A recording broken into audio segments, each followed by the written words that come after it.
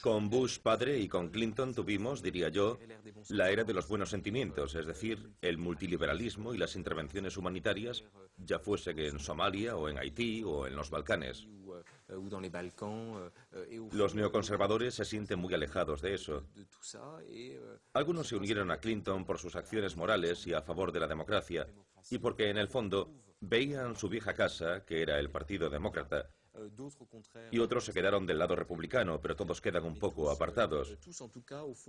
A partir de la segunda mitad de los 90, reaparecen porque creen que los Estados Unidos no están haciendo lo suficiente, que se están dejando ir, que no están defendiendo la democracia lo suficiente y que dudan mucho a la hora de utilizar la fuerza para defenderla.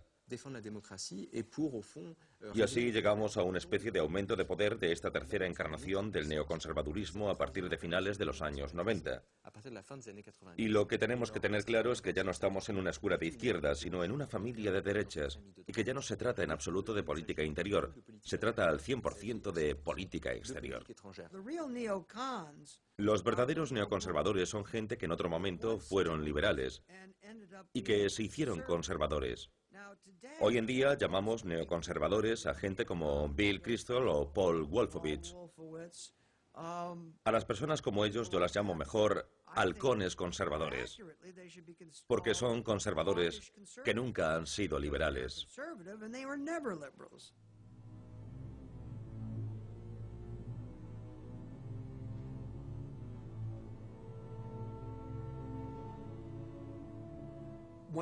Una cosa está clara.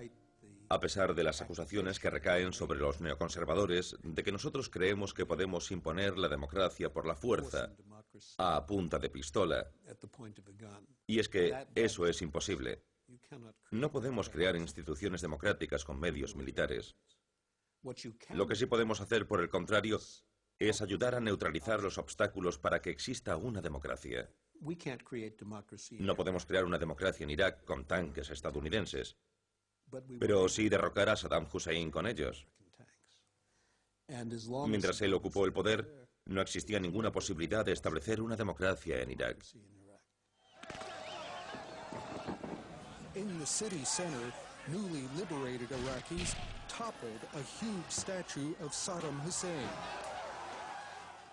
No solo se trataba de armas de destrucción masiva, sino de 25 millones de iraquíes que vivían aterrorizados. Los iraquíes vivían en lo que Kenan Makiar llamó la República del Miedo. La voluntad era la de llevarles un cambio, no solo de encontrar las armas que había escondido Saddam. Si existen dictadores, existen democracias. Y si derrocamos a un tirano, la población nos lo agradecerá. Lo que en parte es verdad es que los norteamericanos se contentaban con librarse de Saddam Hussein. Pero también es verdad que el liberador se convierte enseguida en ocupante y que las gentes habían vivido bajo una tiranía y que además hablamos de musulmanes, de árabes, de pobres que tienen 10.000 reivindicaciones contra los estadounidenses o contra el Estado de Israel. Eso no entraba del todo en sus planes.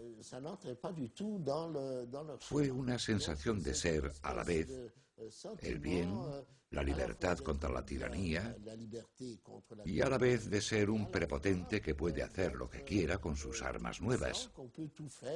Yo había apuntado una frase, no recuerdo de quién es, que dice: se puede hacer todo con bayonetas, excepto sentarse encima de ellas. Para mí sigue siendo un misterio cómo esa gente, aunque tenga finalmente buenas intenciones, sea muy inteligente, tengan formación tanto en filosofía, estrategia, etc., ¿cómo pudo tener esa especie de arrogancia intelectual al pensar que todo funcionaría solo y al no entender lo que cualquier persona con sentido común habría adivinado? Si renunciamos a nuestros intentos de intervención en el mundo, porque ya hacemos todo lo que podemos para dar lo mejor de nosotros mismos, el mundo se hará cada vez más peligroso, sobre todo en el Oriente Medio que Bush ha tratado sin éxito de transformar. Pero ¿qué alternativas tenemos? No podemos seguir así. Los dictadores, los terroristas, los antiamericanos, la radicalización del Islam, el radicalismo creciente que nos quiere imponer la forma en que deben funcionar las cosas.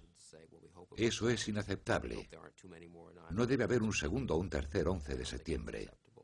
Para mí, Bush tiene razón y debemos hallar la manera de cambiar todo esto. Quizá lo hemos hecho mal.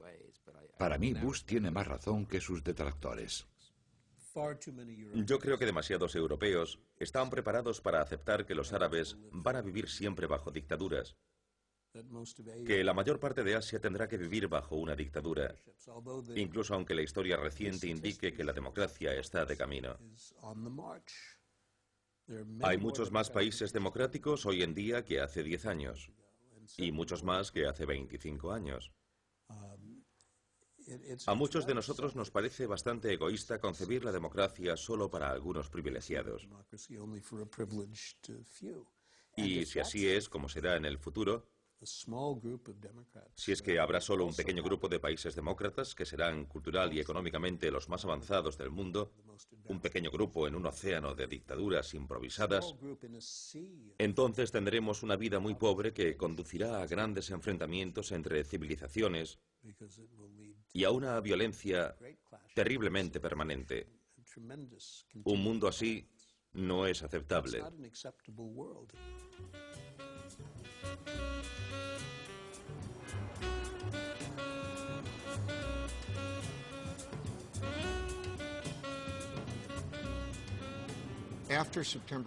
Ante los sucesos del 11 de septiembre, la administración Bush elaboró una política en respuesta al ataque más grave que ha sufrido Norteamérica en sus 225 años de historia.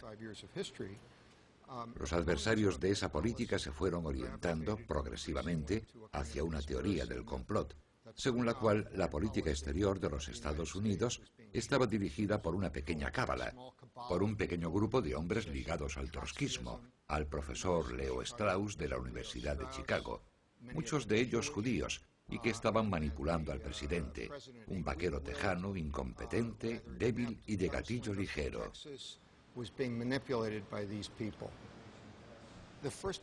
Para empezar, tengo que decir que aunque estemos o no de acuerdo con la política exterior de la administración Bush, sus consejeros de política exterior son personas experimentadas y brillantes, que son capaces de no dejarse influenciar.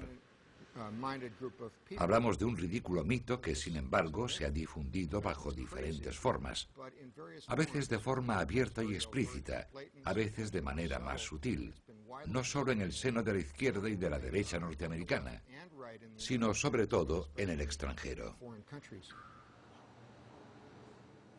Yo pertenezco oficialmente al Partido Demócrata. Considero que muchos de los problemas planteados por los neoconservadores son muy pertinentes. Me siento muy afectado por las críticas incendiarias que se hacen contra ellos.